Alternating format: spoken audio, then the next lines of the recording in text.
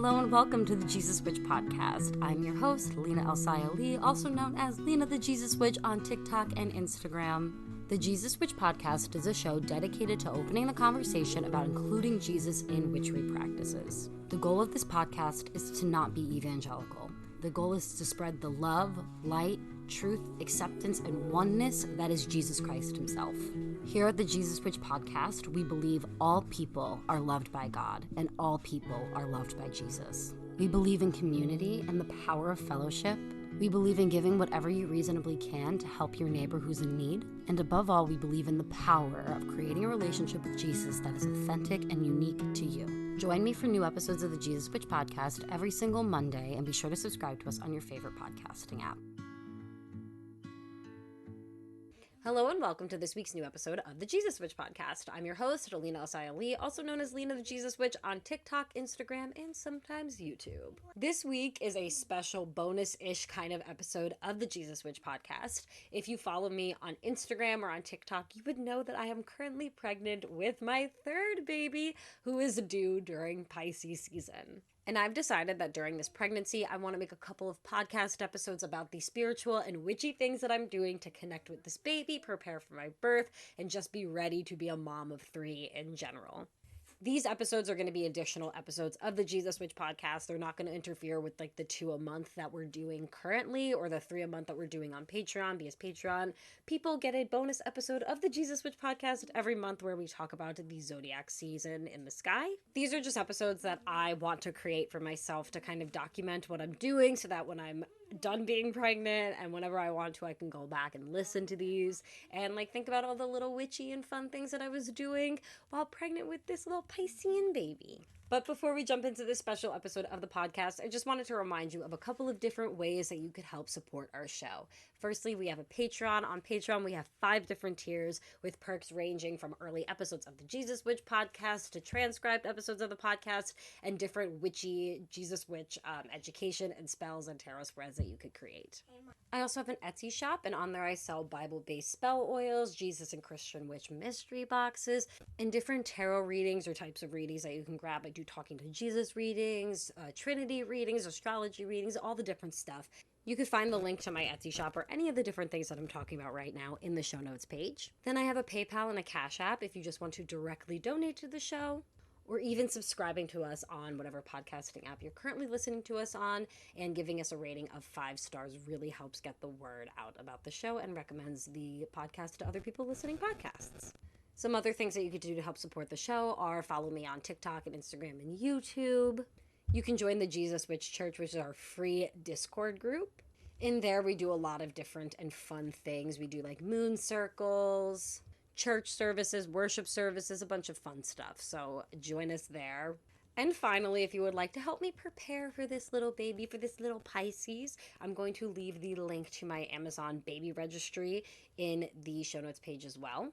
There's not a crazy amount of stuff that we need. I'm very minimalistic when it comes to my babies because I believe babies don't need that much besides diapers and a boob. But there are definitely a few little things that we need because we got rid of all of our baby stuff after having Scott, because we did not expect to have a baby for a long time. I thought I was going to have one when he turned like 5 or 6 sort of thing.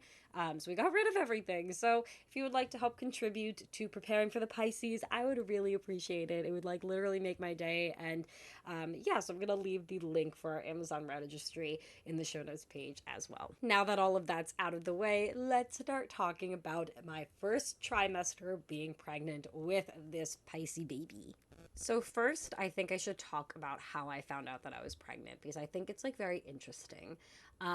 So around the time that I found out I was pregnant, I was working on the Empress episode of the Jesus Witch podcast, the one that we break down the Empress tarot card. And during that time, and if you know anything about the Empress card, right? If you don't know anything about the Empress card, go listen to the Empress episode of the Jesus Witch podcast so you can learn about that card after you listen to this episode, of course. But that card usually depicts a pregnant mom, pregnant goddess, right? And every time I would do a tarot reading while I was working on this specific episode of the Jesus Witch podcast, I pulled the Empress and the 10 of Cups. like for weeks and weeks and weeks. This was like late May, early June. I was pulling this card for weeks, right? And I just had assumed that it was because I had been working with the Empress a lot, because I was harnessing her energy, because I was learning a lot about her energy, because I was like explaining her energy a lot and like really submerging myself into this episode of the podcast. The tarot episodes, the reasons that there's not so many of them, like, I really wanted to do them a little closer together, but the reason why it's taking me so long to go through them is because these episodes take a long ass time to research for. I have to read Signs and Wonders, the Christian tarot book. I have to read the chapter that's on that card again. I have to go into other tarot books and just read more about that card to make sure I'm saying everything correctly and giving you proper information and giving you like accurate information. So I really, really submerge myself into these cards. So at that time, I was really, really submerged into Empress energy. And I had assumed that I was pulling these cards, and specifically the Empress, because I was working a lot with that energy and I didn't really think anything of it. Now a quick break from this week's episode of the Jesus Witch podcast to talk about a few ways you can help support the show. One way you can help support the creation of the Jesus Witch podcast is to become a supporter of us on Patreon. On our Patreon, there are 4 different tiers that you could choose from, and they're all named after tarot cards. We have the Fool, the Magician, the Hierophant, and the High Priestess. In the Fool tier, you get early ad-free episodes of the Jesus Witch podcast, extended show note pages when available, Christian tarot grimoire pages, and access to our monthly community oracle reading. In the Hierophant tier, you get everything from the Fool tier, tarot spreads to help your connection with Christ, Spirit, your higher self. I also like to put out new tarot spreads for each full moon or new moon, wheel of the year, holiday, and zodiac sign. In the Magician tier, you also get 1 Bible-based spell grimoire page each month. This teaches you how to incorporate the Bible into your own spell practice. In the Hierophant tier, you get everything from the Fool and the Magician tiers, as well as a Happy Mail package from me every single month with the ingredients to make a spell, as well as an extra Bible-based spell page for your grimoire. And then you get access to our spellcasting Zoom each month, where we do the spell that I sent you together. In the High Priestess tier, you get everything from the Magician, Fool, and Hierophant tiers, as well as an extra Bible-based spell from the Sun and Moon Oily Co. in your Happy Mail package each month, and a one-on-one Zoom call with me every single month to discuss your practice, how you're growing, and any suggestions that I could give to you to help you on your path. Patreon tiers start at $6.66 per month, and you can find the link to that in the show notes page. Another way you can help support the show is by shopping at my Etsy shop, the Sun and Moon Oily Co. Over on the Sun and Moon Oily Co., I offer Bible-based spell oils, ritual bath salts, Jesus Witch or Christian Witch specific mystery boxes, and custom spell oils. Over on my Etsy shop is where you can also book different types of readings with me. I offer tarot readings for your inner child, channel messages from Jesus or from Lilith. I also have a listing for general tarot readings. You could grab a soul contract reading between yourself and another person, or yourself and a deity that you're working with or curious to work with, or even grab an astrology reading for yourself or an astrology reading for your kiddos to help you parent them better and more effectively. There's also Jesus Witch merch on my Etsy shop and so many other things that I am planning on adding to my shop. So head over to the Sun and Moon Oily Co. to check that out. Another thing you can do to support the growth of the Jesus Witch podcast is join our Discord community. The Jesus Witch Church is our free 18+ Discord community where we host Jesus Witch church services and moon circles.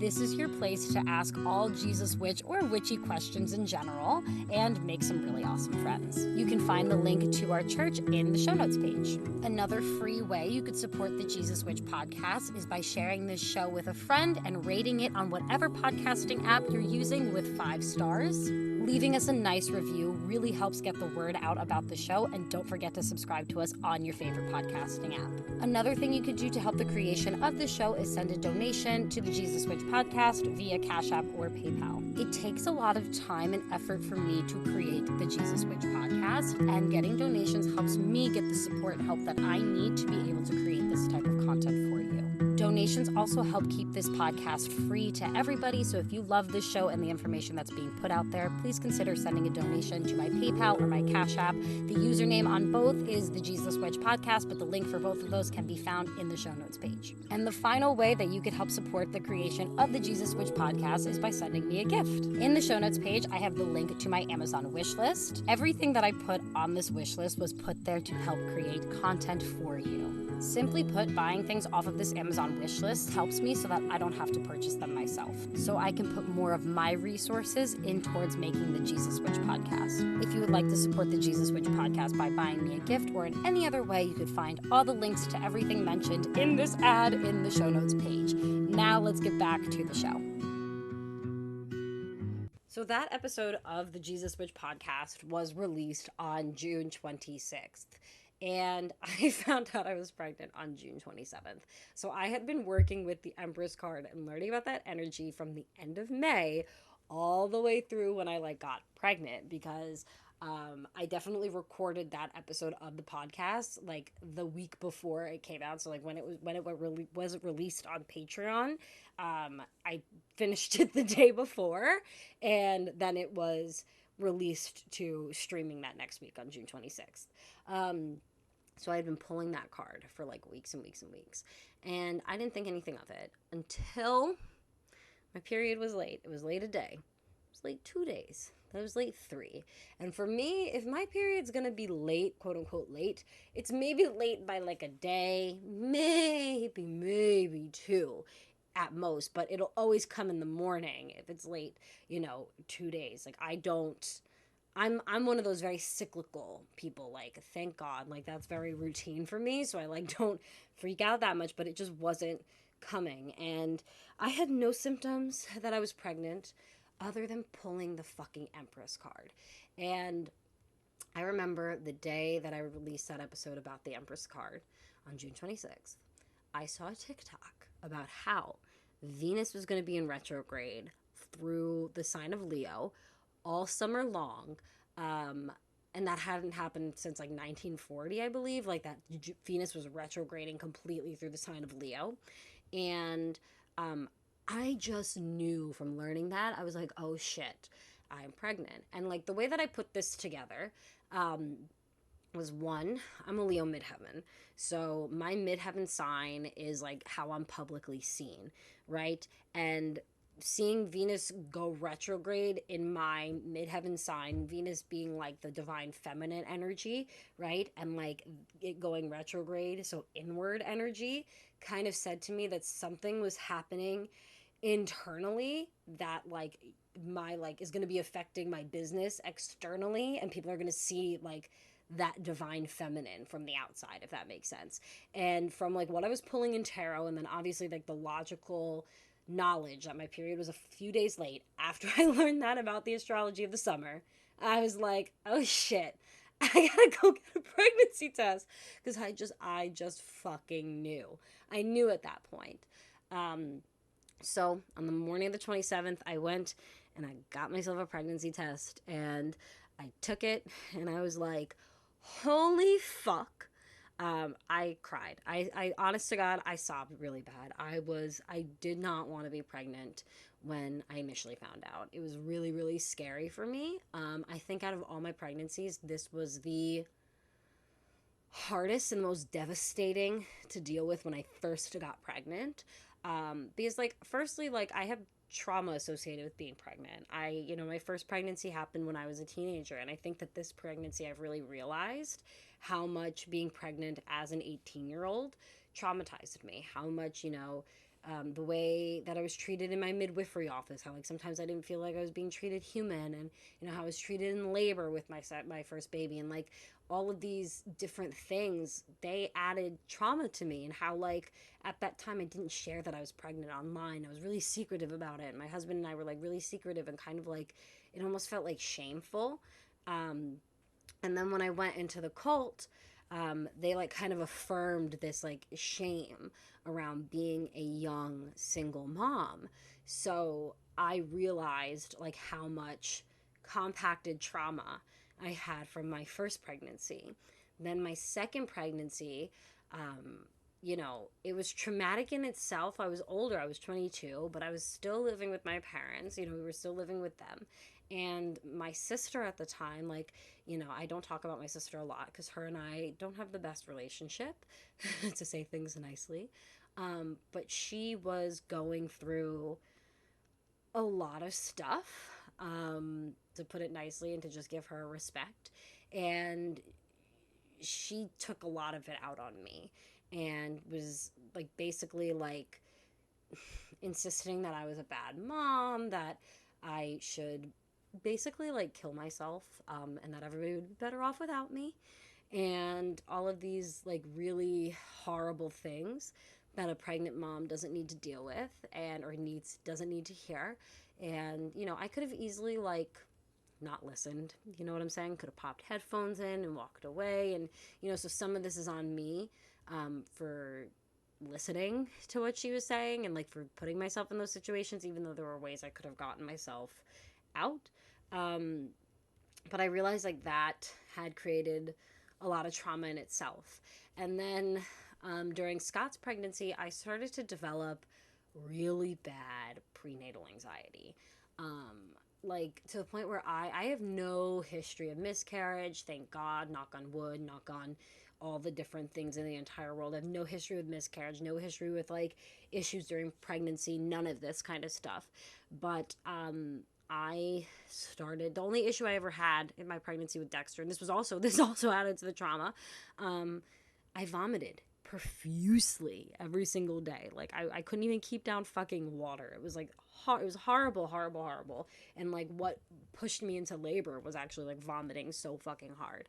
Um, so that was also traumatic with him. But like other than that, like I really did not have traumatic pregnancies. I had really easy, like medically speaking. However, when I was pregnant with Scott the entire time, up until I was literally 28 weeks pregnant, I was convinced he was going to die. I was convinced. I don't know why. I was convinced. I was like planning his funeral in my head. I was planning how I was going to deal with that. I was like really freaking out about it. My midwife, oh my God, God bless her heart. She was, she was like so like, fuck, like she's like, what's wrong with you, like why are you doing this, like you're fine. Like she did so well with me during that time, because I kind of need somebody to like smack me a little bit with words, being like, what the fuck's wrong with you, stop, you're just driving yourself crazy, like just stop this, right? And she, in the home birth community, like a lot of people are not super big on ultrasounds, right? A lot of like crunchier moms are not like super big on that technology. However, for me, it was a savior. It was saving grace, because she gave me ultrasounds every like 4 weeks, or like 3 weeks or something like that. So I could like see Scott. I could see that he was moving. I could see his heart rate. I could see him growing. And then finally, when I was 28 weeks, I remember the ultrasound so well. I remember standing outside of the office, looking at the pictures of the scans, because they would give me all these pictures. Like they knew at that point that I was like super high anxiety, and they were like giving me as much physical proof that my baby was okay as they possibly could. You know what I'm saying? So they, I remember holding the, like, all the pictures and looking at them, and at 28 weeks being like, okay, this is happening. He's alive. He's well. It's okay. And then I had my last ultrasound at 32 weeks, and I was fine at that point. But yeah, so I've realized through this pregnancy that I hold a lot of trauma and a lot of anxiety about being pregnant. And a lot of that came out during my first trimester. It was really, really hard. I had this huge emotional shift, and like thinking about it kind of makes me emotional, where like I wasn't sure if I could like make it through another pregnancy. I was so scared about having really bad morning sickness again. I was so tired, and it's been really hard for me to get things done, and that's really made me feel like a failure as a parent. And I've gone through this like whole emotional journey of like really wanting to give up. Like there was like a point where I was just like sobbing and like messaging Charlie, being like, I need to give up. I can't do this anymore. I can't do the podcast anymore. Like this is done. This is me. Like, I'm done now. Like, this has taken everything from me. Like, all I'm going to be is like a mom now, like, sort of thing. And they had to like talk me back up. And, thank God for Charlie. Like, literally, this ship would not be running without Jack, my husband, who does a lot of behind the scenes work with the kids, does a lot of, like, making sure I'm an emotionally stable human being, make sure I, like, get food, make sure I get water, indulges the stupid ass pregnancy cravings I've been having. He really has been helping with that. And then Charlie, like, kind of, like, being like, no, it's okay. We can go through the work stuff. We can do it. Like, it's okay. Helping me plan all the podcast episodes, and like they're just letting me talk it out sort of thing, and be like, okay, like what about if we did this? It's too similar to that, and then like just giving me that like bounce back so that I'm not having as bad of like decision making fatigue during this time, But the whole first trimester was a lot of like having to convince myself that I could do this, and that like I could have another baby, and I could still reach the goals that I have and pursue the goals that I have, because like it's really important for me as a parent to not just be a mom. I'm sorry, this might sound bad, but I'm personally not happy just being a mom. It's not that my kids don't fulfill me, it's not that they don't bring me joy, but like I need something outside of them too. I started having my babies very young. I had my first one at 18, and my frontal cortex or whatever wasn't even fully fucking formed when I had my first baby. So it's important for me as a mom to like be able to like grow into myself and discover who I am as a human being, because like ultimately like I'm going to be like 45 years old and not have any more babies around, not have any more kids to define me, and I need to be doing the work now to define who I am, so when that time comes I'm not just like whoop-de-doo, what do I do, like kind of thing, like I think it's really important for me to have that sense of autonomy now. And I really felt like, especially when I first got pregnant, that having a third baby was going to take all my autonomy away. Because, like, having two is so difficult. And having three is just going to be even more difficult, right? But then I started to put things into perspective, okay? I had a feeling that I was going to get pregnant this year. And if you listen to the Mabon episode, you've already heard this story. But I had a feeling that I was going to get pregnant this year, because when I did my 2023 tarot pulls, I got the 10 of Cups and like the Empress for May, and then the Death card for the card of June. Well, Death and Rebirth, I should say, because in the Light Seers deck, it's Death and Rebirth, which is applicable as well. And so I saw these and I kind of was like, that's fascinating. So I had a conversation with God.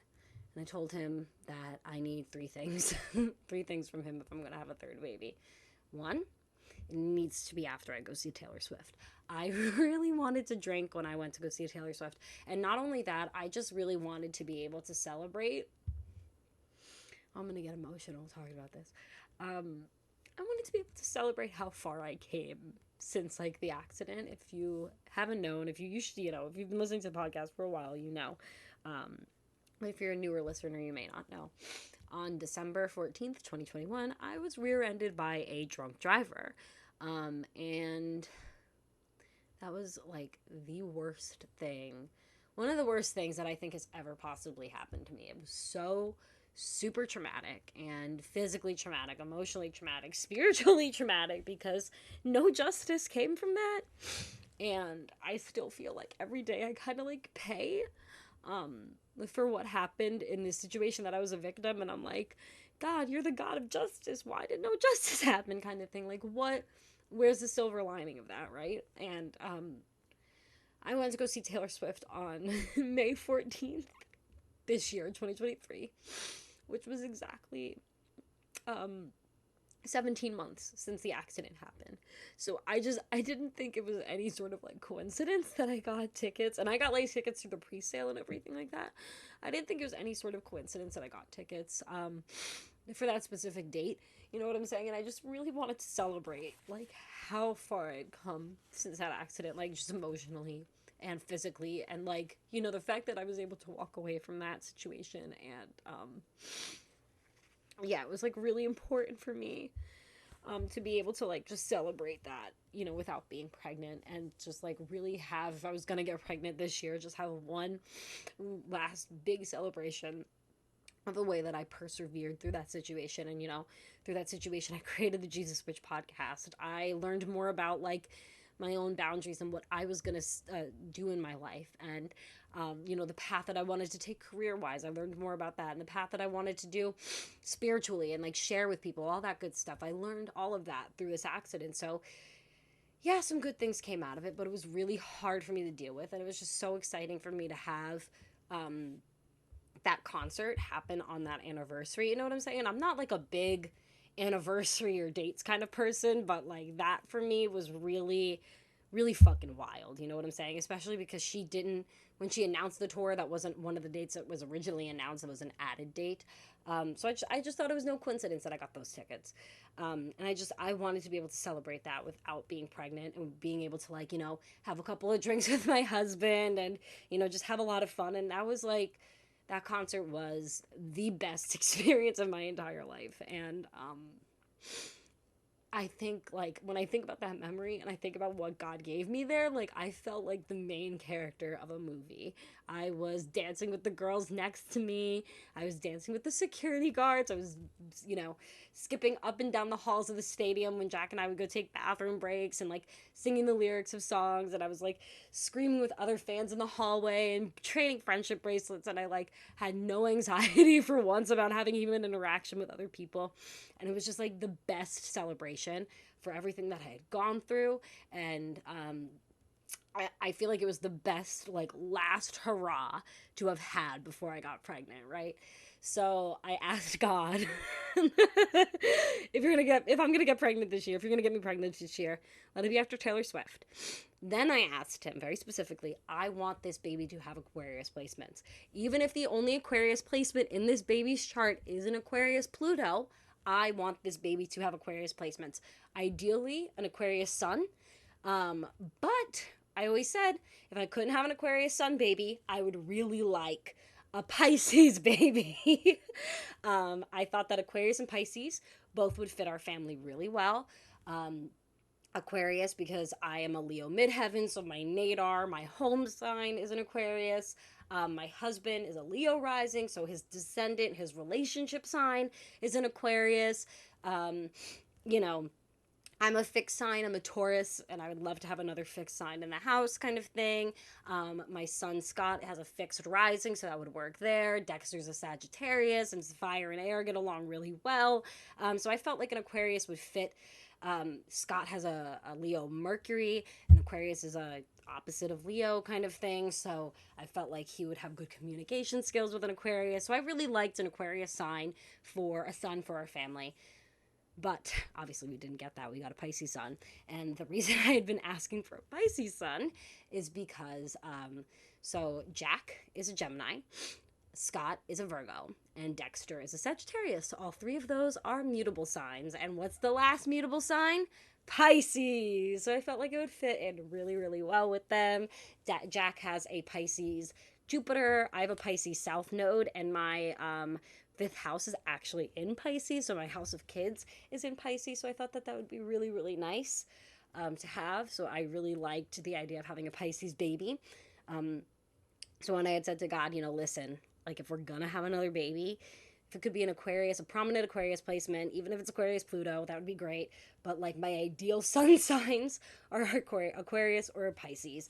And he gave me a Pisces, so I'm super happy about that. The third thing I asked him is to help us provide for a third baby because like 3 kids financially in this economy, holy shit. And he's definitely done that.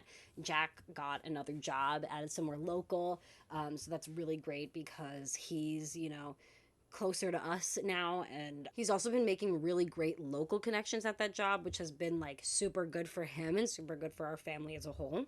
And then God even provided me with an insurance policy that will 100% cover my home birth, cover my midwife's fee, and it's like a New York state insurance, so you like wouldn't expect that like Medicaid would cover a home birth, but they're fucking covering it 100%, which is such a huge blessing. That's such a financial burden off of our backs because like hospital birth, home birth, wherever you give birth in the United States, it's expensive. However, in the hospital, you could have copays upwards of like $20,000, $30,000, right? For a home birth, our fee with Scott All in all, I think we paid about $7,000 for prenatal care and seeing my midwife and like the birth and everything. So like $7,000 was a lot of money, especially for us at that time. Jack ended up selling his dream car.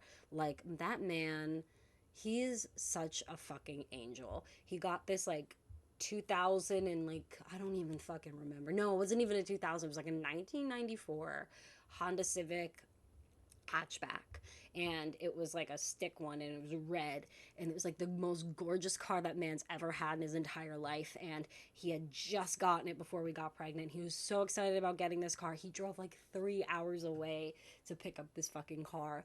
And then I got pregnant, and then I said to him, hey, I want to have a home birth, and this is how much we're gonna have to pay for it. So he took pictures of his car and put them up on Facebook Marketplace, and ended up selling the car for like $5,000. And then we got $2,000 from my insurance. We pocketed a little bit of money from the sale of the car just to get some like birth supplies and things like that. But that was what paid for our home birth. I didn't have the same insurance at that point, so my insurance did not cover everything. They only covered about $2,000.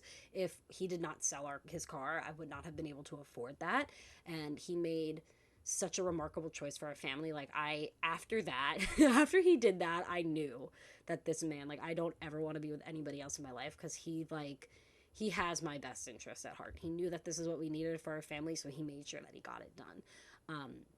So I really appreciate that from him. But what I really appreciate from God this time around is blessing me with the ability to get an insurance that covers the midwife fee completely. So we don't have to worry about that at all. I don't have to worry about ultrasounds. I don't have to worry about blood work. I don't have to worry about any of that shit. Like, it's all covered. I'm so thankful. So thankful for the one New York state law that works in my favor, that all New York-based insurances must cover home birth to some extent.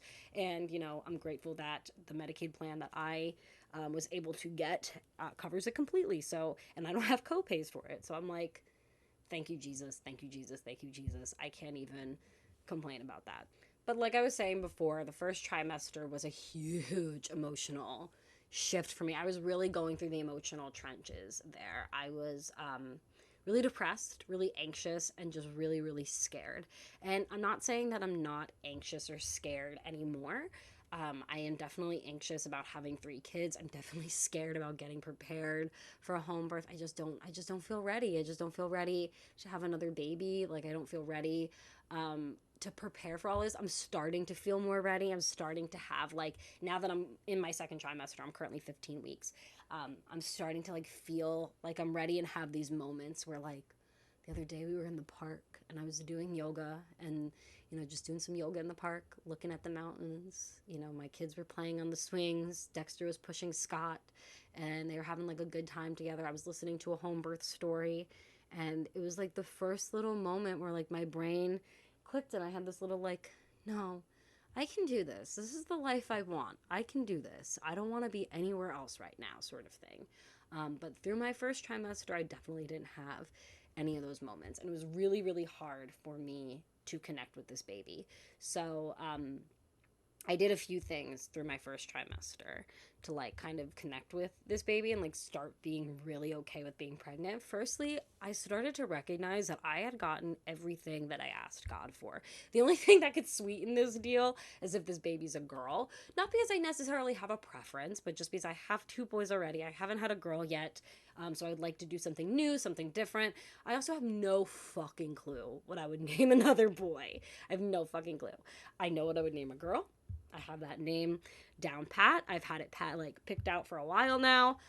So like I know what I would name a girl, and we're not going to share the baby's names until after they're born. I don't believe in that. Like, I think that a name is sacred, and you kind of keep it to yourself and keep it to like the people who need to know, and kind of like, brainstorm. Like the other day, my husband, his dad, his stepmom, and I were all sitting around on the couch and like throwing out different boy names and starting to like brainstorm and like thinking about different family names and, different references that we might like, kind of thing like that. Like, they'll know the baby's name, but I don't post it publicly until after the baby's born. But anyway, just recognizing that I had gotten everything I want with this pregnancy. I got pregnant after Taylor Swift. I got pregnant with prominent Aquarius placements. I'm with a Pisces baby.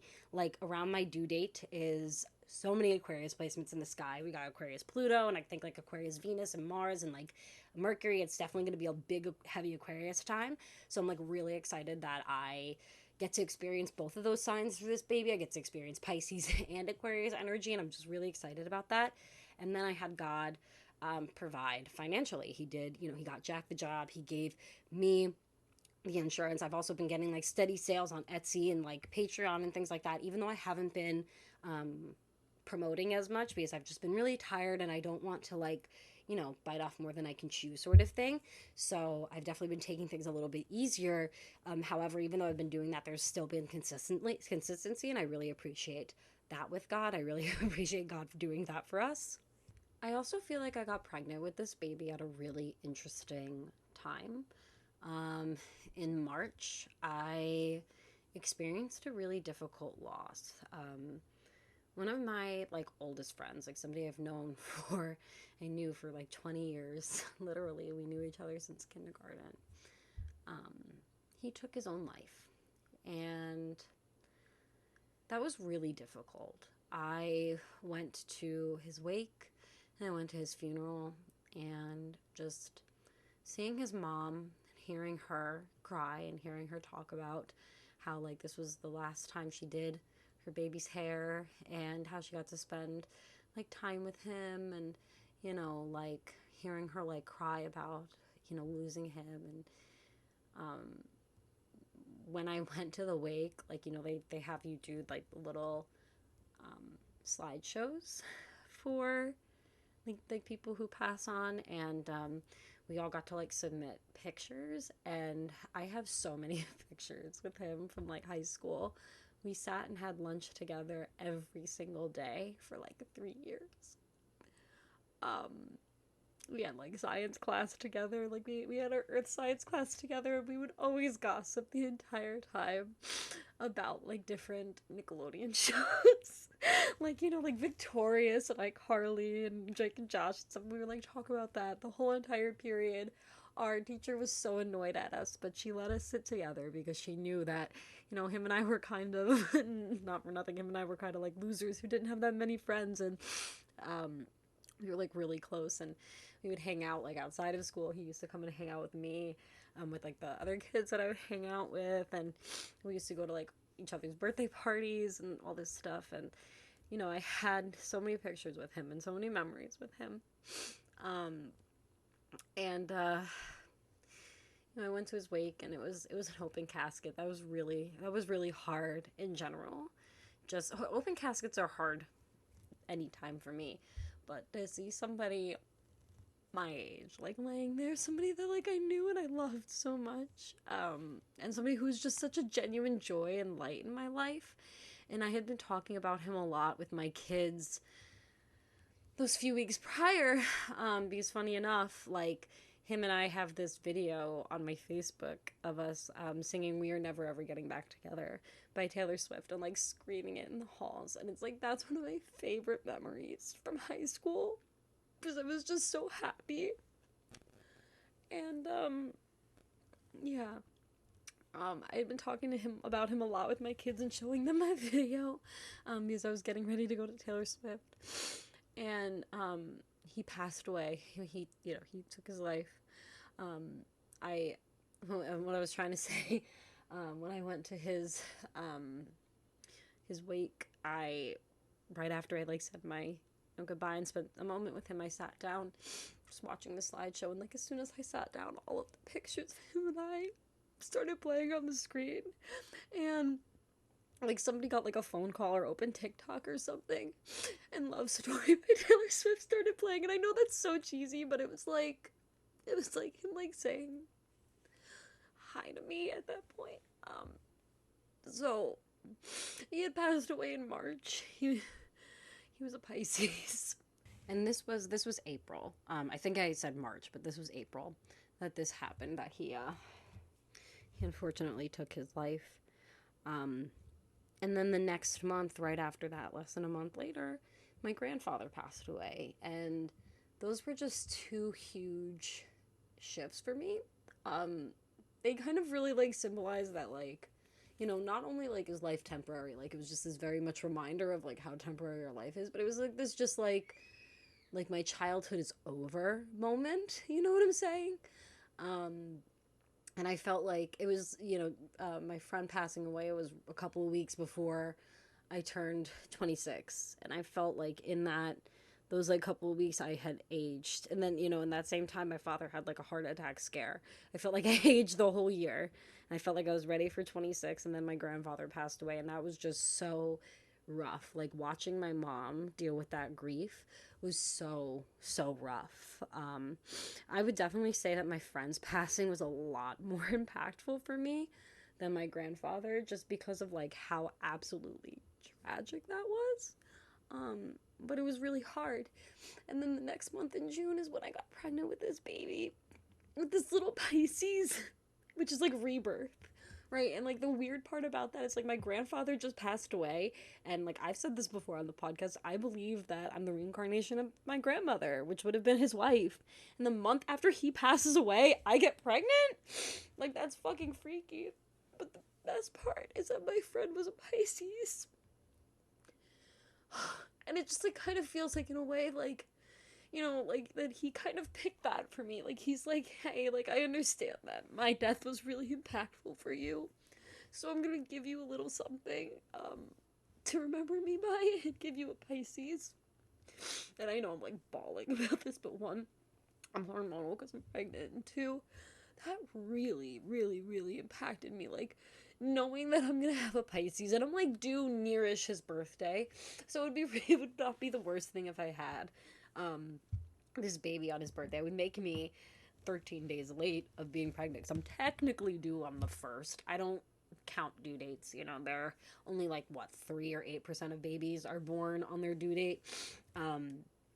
So anyway, I yeah, it was just like realizing that he was a Pisces, and like I'm having a Pisces. It just felt, and like the sign of rebirth after my grandfather died, it just felt really spiritual and really aligned. And like doing, like realizing that made me just really want this baby. Like not that I didn't want them, I was just very scared to have them, kind of thing. But realizing that my friend was a Pisces and they're gonna be a Pisces really made me just so happy. Like I'm just like, I can like see my friend, like I can kind of like see him in heaven holding this baby, and like, you know, telling him all the gossip, or give her whatever, him telling this baby all of the gossip about Drake and Josh and Victorious, and like dancing with them to different pop culture songs and all that stuff. And I just like really, I love that. I love that envisionment, that, you know, whatever. So yeah, I'm just really happy that this baby's a Pisces. I'm really happy my friend sent me a little Pisces. And as hard as it was to deal with, like I think that being pregnant with a Pisces definitely helped with my grief over my friend and over my grandfather. Like, again, just the rebirth sign, and like new life coming, and not having to dwell in death for so long felt really nice. And it just feels like I'm honoring my friend's legacy by having a little Pisces. So it's just really nice. So now that we've talked about like me finding out that I was pregnant, the witchy things that made me know I was pregnant, and like the spirituality of or like the impact of spirituality, I guess, of the sign that the baby's gonna be, kind of thing, let's talk about some like witchy things that I've been doing during this pregnancy. So firstly, the first thing I did early on in pregnancy, I think I was like 8-9 weeks pregnant when I did this, was I went and I bought a tarot deck to talk to my baby with. I have been talking to my babies through tarot since my second pregnancy, my pregnancy with Scott. And I didn't read tarot when I was pregnant with Dexter. I was more into astrology at that point. So when he was an infant, I was really learning about astrology. That's like him being born is what sparked my interest in that. And I did a lot of astrology with him. And I did astrology with Scott too. But I read a lot of tarot with him, and I would talk to him. I would talk to him about, you know, the birth that we were going to have, and ask his opinion on it, sort of thing. So I decided that I wanted a different tarot deck to do that with this baby, because like with all my kids, I have decks that I associate with them, and I'm going to pass on to them. Scott, I'm going to pass on the deck that I was using when I was pregnant with him. For Dexter, I'm going to give him my first tarot deck that I really started working with, which was my first Light Seers deck. I actually have 2 of them because I love the Light Seers so much. but I have one that I work with just for me, and then one that I do readings for you guys with. So I'm going to give him my light seers. And then for this baby, they're getting the deck that they picked out with me while I was pregnant with them, sort of thing. So I picked out the One World Tarot. It's really beautiful. I absolutely love this deck. It is so cool looking. It really like displays the diversity of our world, which was what I was looking for in a tarot deck for this baby. So I've been reading tarot with this baby, not on like a daily basis, but whenever I feel like I want to pull some cards, whenever I'm like particularly anxious, or I just like want to check in with them, I'll ask them like different questions, like, you know, what do you feel about being born in the water? How do you feel about being born at home? Like, what do you think of our midwife, sort of thing, and like ask their questions about them. And, you know, like after I got my ultrasound, like, what did you think about that experience? Like, was it cool for you to like be able to know that I'm seeing you, sort of thing? Like, just trying to connect with the baby in that way, and just like talking to them and asking them questions and getting to know their personality. Like, you know, show me a card that explains one thing of your personality, and I get the Page of Wands a lot with that one. So this baby, I guess, has Page of Wands energy. So just asking little questions like that and checking in with the baby, and like, you know, just asking them their opinion. I think that's like really fun, and has really helped me connect with my baby during pregnancy. And then doing spell work to manifest the birth that I want. Like I mentioned before, I am planning a home birth, guy. I'm having a home birth. Home birth is really spiritual in itself. Birth in general, it doesn't matter where the fuck you birth your baby, right? Wherever you birth them, it is an experience. It is like a spiritual and emotional and physical experience. So like I'm really preparing spiritually this time around. And one of the things I'm doing is manifesting a birth, a good birth with them, a happy birth, right? My main goals with having a baby is the baby being healthy and the mama being happy. Everybody talks about happy or healthy baby, healthy baby, healthy baby. That's all that fucking matters. No, it's not all that fucking matters. A happy mom also matters. An empowered mom also matters. It doesn't matter if everything in your birth birth plan was checked off, but what does matter is that you felt empowered during whatever happens to you. If you end up in an unexpected C-section, it's important that you feel empowered as you're going through that. You feel like you're being held. You feel like you're being cared for. If you end up like, you know, having a home birth, it's important that you feel held and feel cared for during that experience. All of these things matter, and that like matters so much, because honestly, if you have a happy mom and a mom who feels empowered, and like let's say something minor goes wrong with the baby, like, you know, the baby's blood sugar's high, they got to spend a night in the NICU, sort of thing. If mom's feeling empowered, it's not going to be as traumatic for her. You know what I'm saying? So a happy mom is so beyond important in my opinion. So a lot of my pregnancy is going to be preparing and cultivating a happy mom, a mom who's excited to give birth, a mom who's empowered during birth, a mom who feels like she can do it, a mom who's like okay if the birth plan doesn't go 100% because she feels empowered anyway. So that is what I'm manifesting as I'm doing these spells. So the first spell that I did for this baby, for this birth, was done under the Pisces full moon, because this baby is a Pisces, so I wanted to do some manifesting under that moon.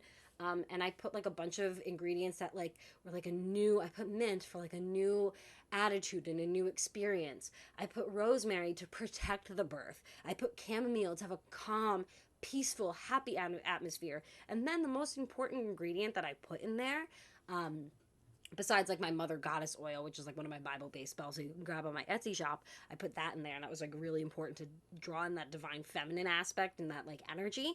I put homegrown or home like things from our hometown plants in there. So I put like a different flowers. One day Jack was driving home from work and stopped on the side of the road to pick me some flowers, so I dried them out and I put those in the spell. And then I had picked some other flowers with him, and I put those in the spell, and I made sure that those were in there and like kind of like signifying like I want this at home. And I started talking to the baby about what kind of birth I wanted to have with them. So obviously I want a birth at home. I want it to be at nighttime. I like envision like twinkling lights. You know, I see myself in a tub, you know, in our living room with twinkling lights at nighttime, and our other babies are asleep, and I'm like, you know, so they could wake up in the morning and see that their sibling has been born. And then my mom be able to come over in the morning and take the kiddos away so that I could have some alone time with Jack and the baby sort of thing. So like this is what I've been starting to do with this baby, to really like cultivate that kind of relationship with them and like manifest that kind of thing with them, and like get on the same page of like this is what we want for our birth. I think one thing that the baby wants is for me to be the first person to touch them. I've never done that with my kids. Like Jack caught Dexter when I gave birth to him. So Jack was the first person to touch Dexter. The midwife caught Scott. The plan was for Jack to catch Scott, but because of the position I was in, our midwife had to catch him. So she was the first one to touch him, which is okay. You know what I'm saying? Like, it's fine. I would have ideally liked Jack to be the first person to touch them just because, that's like important to me. So this time around, I really want to be the first person to touch this baby. So like, even if it's not looking like I could catch the baby, I would like my midwife to remind me to like touch the baby's head as I'm crowning, just so that I could have that experience of like feeling them there kind of thing. I've never done that before.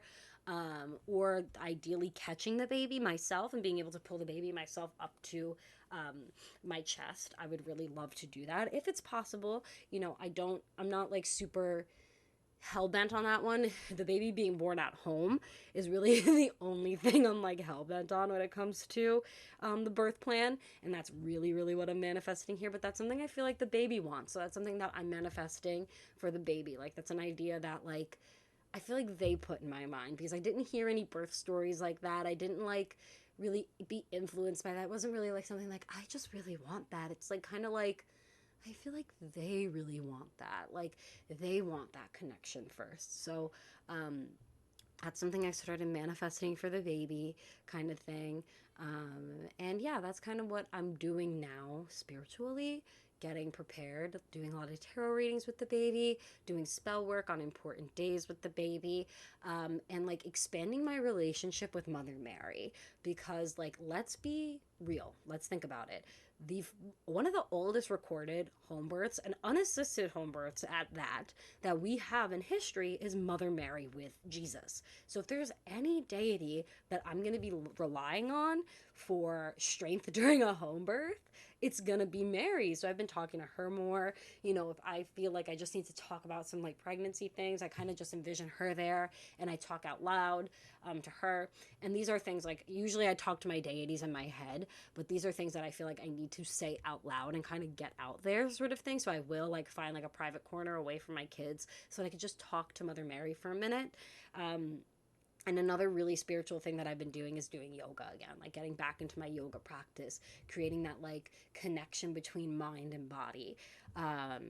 And while I do yoga, I've been listening to birth stories. I feel like for me, that's the best way to prepare for a home birth, is by listening to birth stories and like home birth story podcasts. Something that really like eases my anxiety is listening to moms who have had heavy like hospital and intervention filled births followed by a home birth. I've had a home birth before, so I know I can do it, but for some reason, like, because I had an induction with Dexter, and because, like, Scott was, like, semi an induction at home, I have this, like, fear that my body won't be able to do it. And so listening to these birth stories really help ease my anxiety, and as I'm moving my body and listening to them, it's kind of creating this connection of like, my body can do this sort of thing, because I'm not just like sitting there and like typing on a computer and listening to it. I'm giving it my full attention, because like when you're doing yoga, you're breathing, all you can do is focus on your breath and focus on whatever you're listening to, right? So I'm giving like these birth stories my full attention, and I'm fully listening to them. So I feel like that's really helped me prepare for this birth and start like spiritually connecting my mind and my body, and the baby in my body to my mind, sort of thing, if that makes sense. The other thing that I did during my first trimester, and that I'm still continuing to do as I'm like going to my second trimester, is I created a list of like, have you ever seen on TikTok those like ABC dates night things, like those dating lists? Like they're like, A is for apple picking, B is for balloon shopping. I don't fucking know. Like those like ABC dates that people go on. I've been doing that with my baby, like creating like an ABC list of different things that I want to do with them. So like R is like reading tarot with them. Like B is, having a baby shower or going on like some sort of baby moon, which like my husband and I wouldn't actually go away somewhere, but we would like give our kids to somebody for a weekend and like have like that last weekend together before we become a family of 5 kind of thing. You know, doing different things like for M, I wrote like manifesting under the full moons to prepare for birth and the baby.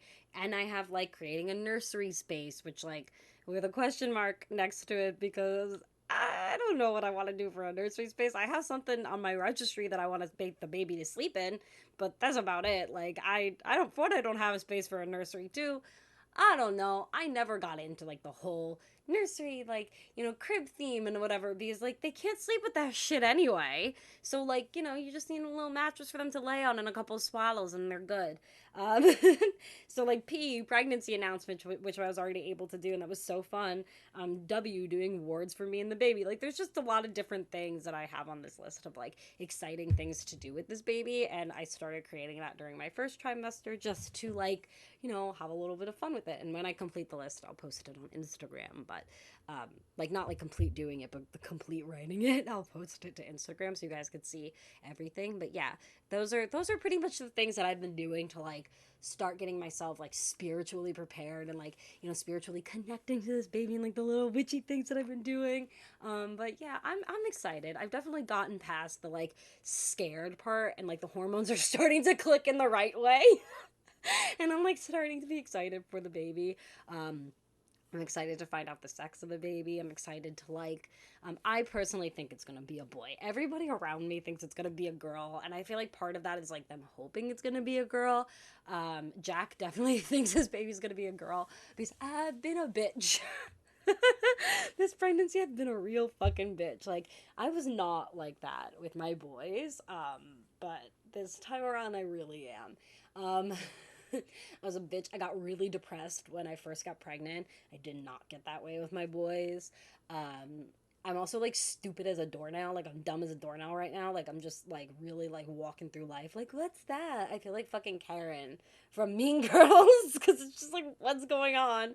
And they say you're more forgetful and more dumb when you have a girl because and you're more hormonal and emotional because there's more like estrogen and more hormones being pumped through your system, kind of thing. So there's definitely been like I got heartburn really early on. Like my heartburn started like right when I hit the second trimester.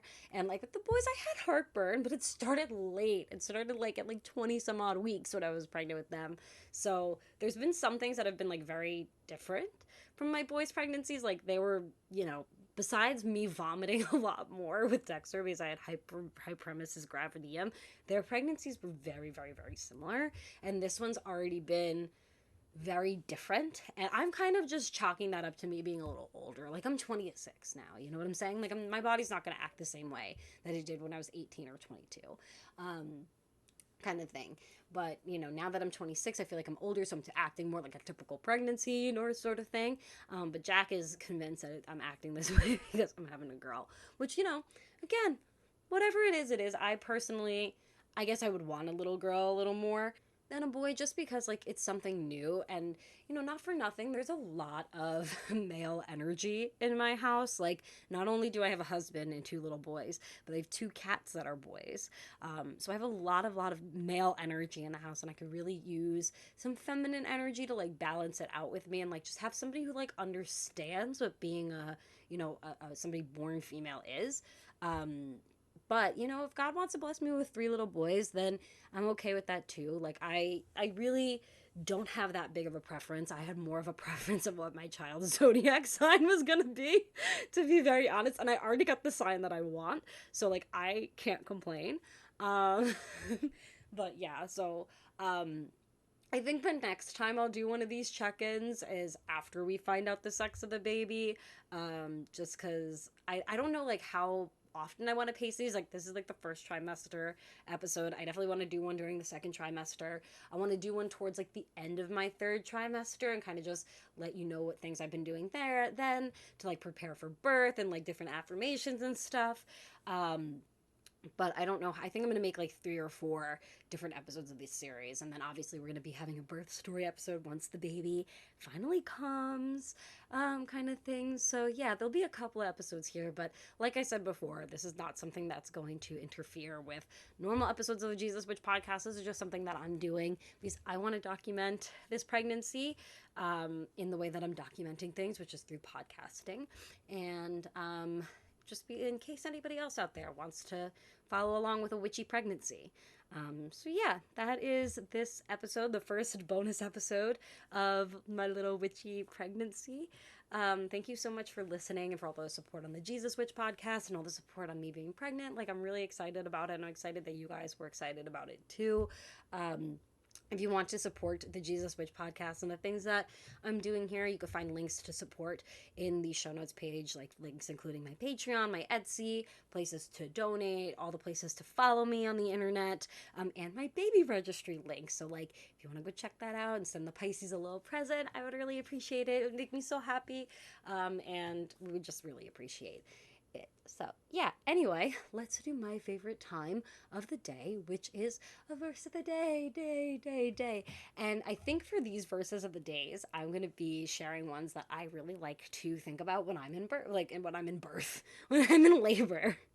So, the most common one that I feel like every person who believes in Jesus and is preparing for like a home birth or a more like mindful birth and wants to use affirmations, the one that I feel like every single person uses is Esther 4:14. And I absolutely love this verse because it's very much like, when you take it out of the context of the book, it's very much a mindfulness, like just preparing and feeling like really confident in where you are right now in life, including like the difficulty that is labor.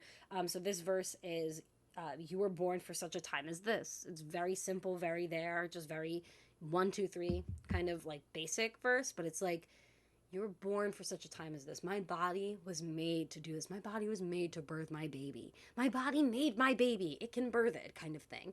And that helps me a lot going through labor. So that's like my absolute favorite labor verse. So anyway, when I make my affirmation cards, I'll definitely be making one with that verse on it again. I had one for Scott, and now I'm gonna have one for this little Pisces baby. So anyway, thank you again for listening to this episode. I'm so excited to share this baby, this pregnancy with you all, and all the witchy things that I do. So yeah, all right, cool. Thanks for listening. Bye.